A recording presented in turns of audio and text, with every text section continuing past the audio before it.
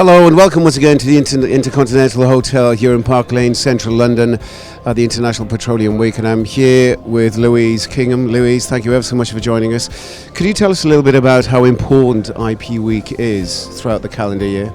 Well, it's one of the biggest gatherings of the oil and gas industry, coming together for 3 days of debates, roundtables, discussion, hopefully some learning and some sharing.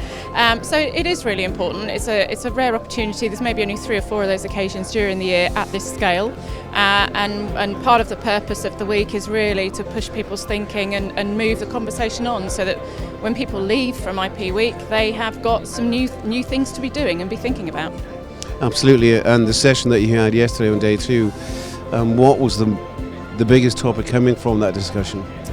Well, the whole framing for IP Week this year has been to really think about all of the views of stakeholders to the industry and people beyond that in terms of civil society and how they're feeling about 2 challenges. One is climate change and how we tackle that and be part of the solution to that in the oil and gas sector. And the second one, of course, is about access to energy and rebalancing the equity that's so desperately important when you think about the 3 billion that don't have clean cooking facilities and the 800 million that still don't have access to any form of energy whatsoever. So there's a twin challenge.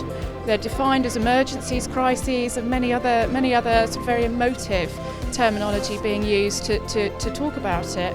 The purpose of bringing people here today and how we framed the 3 days of conversation is about, so how do we redefine the role of the oil and gas sector to make a contribution and be part of the answer to both of those challenges, and actually at the same time, because we don't have time to delay.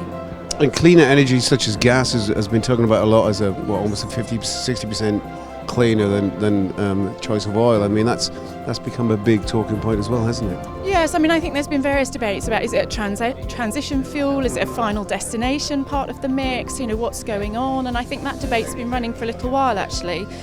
Certainly there has been discussion about gas displacing coal, because when Fatih was talking from the IEA, he was seeing the growth of coal still globally, even though in countries like the UK it's virtually disappeared. So the global picture is quite important to keep fresh in the mind when we're having these conversations, because the OECD Western conversation around energy is not the same as in, for example, what's happening in the Middle East conference here this morning, and Asia conference yesterday, and actually the North Africa conference yesterday morning. So it's whilst you've got that framing of the twin challenges, actually the nature of the conversation is quite different because of the regional variances.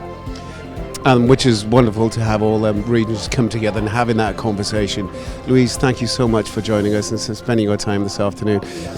Once again, ladies and gentlemen, live here at KOG. Thank you.